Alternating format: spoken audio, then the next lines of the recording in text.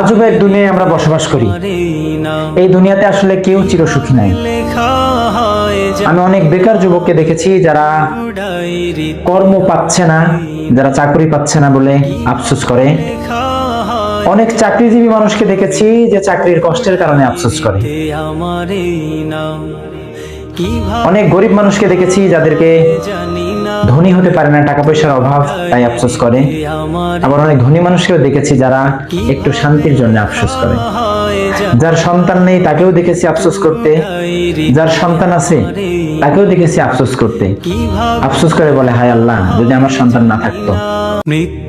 আসলে প্রকৃতভাবে সুখের সংজ্ঞাটা কি, শান্তির সংজ্ঞাটা কি, এই পৃথিবীতে আসলে কেউই মনে হয় জানে না। কেউ পেয়েও টেনশনে থাকে, কেউ পেয়েও অসুখী হয়, আবার কেউ না পেয়েও অসুখী থাকে। আসলে কোথাও সুখ নাই। চিরসুখ, চিরস্থায়ী সুখ কেবলমাত্র ওই জান্নাতে। পৃথিবীতে আসলে কেউই সুখী নাই। আমি প্রত্যেকের মধ্যেই দেখেছি, আমি যত মানুষকে জিজ্ঞাসা করেছি সবাইকেই দেখেছি, সবাই কোনো না কোনো অশান্তি, কোনো না কোনো কষ্টের মধ্যে দিন পার করে।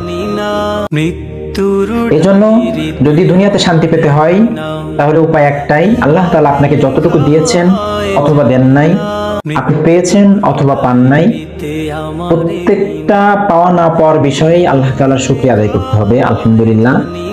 আর মনে রাখতে হবে, দুনিয়া চিরস্থায়ী সুখের কোনো জায়গা নয়। চিরস্থায়ী সুখের জায়গা শুধুমাত্র জান্নাত।